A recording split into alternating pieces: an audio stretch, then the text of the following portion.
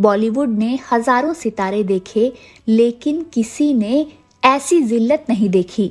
सोचिए, एक औरत जिसके पास करोड़ों की जायदाद है, जो दुनिया की सबसे खूबसूरत महिला चुनी गई, वो औरत मौत के डर से अपने नौकर के पैरों में गिर जाती थी।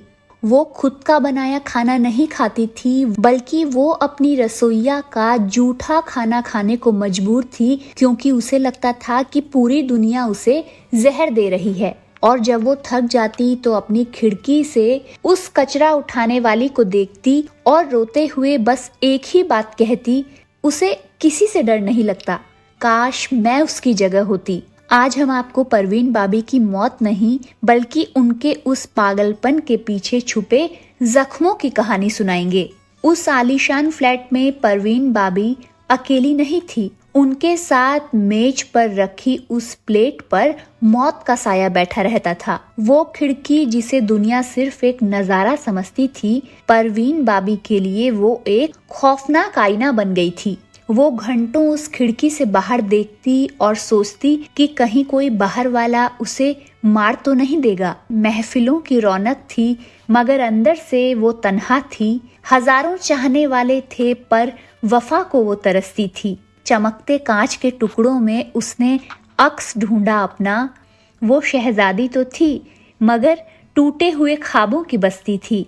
सब कहते हैं परवीन बाबी पागलपन में मर गई, लेकिन क्या आपने कभी सोचा कि एक सुपरस्टार जिसके इशारे पर प्रोड्यूसर्स की लाइन लगती थी, वो अपनी मौत से कुछ दिन पहले अपनी रसोइया के सामने हाथ जोड़कर क्यों रोई थी?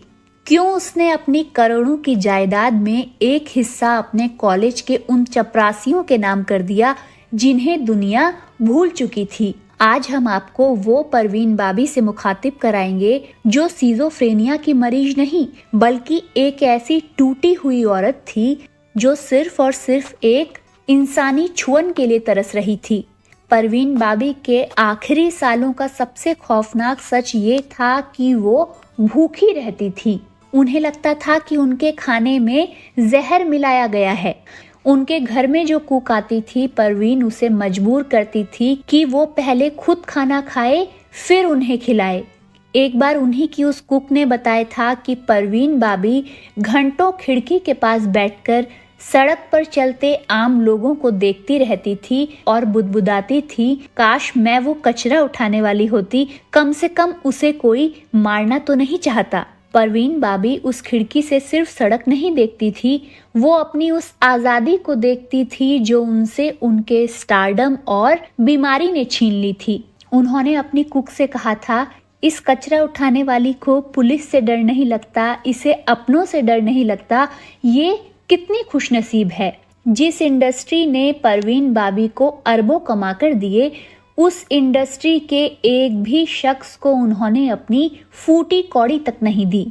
और ये उनका बॉलीवुड के मुंह पर सबसे बड़ा तमाचा था। परवीन को लगता था कि इंडस्ट्री ने उनका सिर्फ और सिर्फ एक वस्तु की तरह इस्तेमाल किया। जब तक वो खूबसूरत थी और पैसा कमाकर दे रही थी, सब उनके पीछे थे, और जैसे ही उनकी दिमागी हालत बिगड़ी, सबने अपने हाथ पीछे खींच लिए।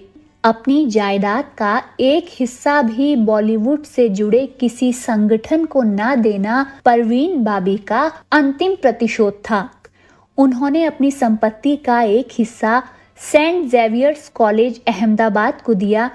ये इस बात का सबूत था कि उन्हें अपनी स्टारडम वाली जिंदगी से ज्यादा लगाव उन दिनों से था जब वो एक साधारण लड़की हुआ करती थी। मतलब ये कि उनके लिए वो चपरासी और प्रोफेसर ज्यादा अपने थे, बजाय उन सुपरस्टार्स के जिनके साथ उन्होंने स्क्रीन शेयर की। परवीन बाबी की डायरी का एक पन्ना जो बाद में सामने आया, उसमें लिखा था, आज मेरा जन्मदिन है। मैंने 2 कप चाय बनाई, एक अपने लिए और एक सामने वाली खाली कुर्सी के लिए।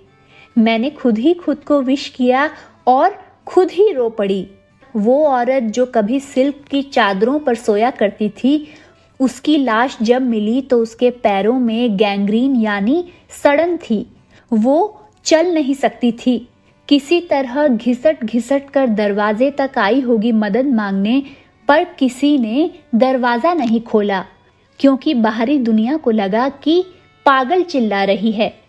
बड़ी हसरत थी उसे कि कोई उसे जी भर के देखे, मगर जब आँख खुली तो सामने सिर्फ और सिर्फ सन्नाटा था। वो जो महफिलों में हंसकर सबको रुला देती थी, वो खुद अपनी ही लाश के पास 3 दिन तक तन्हा थी। सच्चाई तो ये है कि परवीन बाबी की मौत बीमारी से नहीं, उदासीनता से हुई थी। हमने उन्हें तब नहीं खोया जब उनकी सांस रुकी, बल्कि हमने उन्हें तब खो दिया जब उनके घर का फोन बजना बंद हो गया। इसलिए अगली बार जब आप किसी को मानसिक बीमारी से लड़ते देखें तो उसे पागल मत कहिएगा या समझिएगा शायद वो एक और परवीन बाबी हो जो बस एक बार गले लगना चाहती हो। धन्यवाद।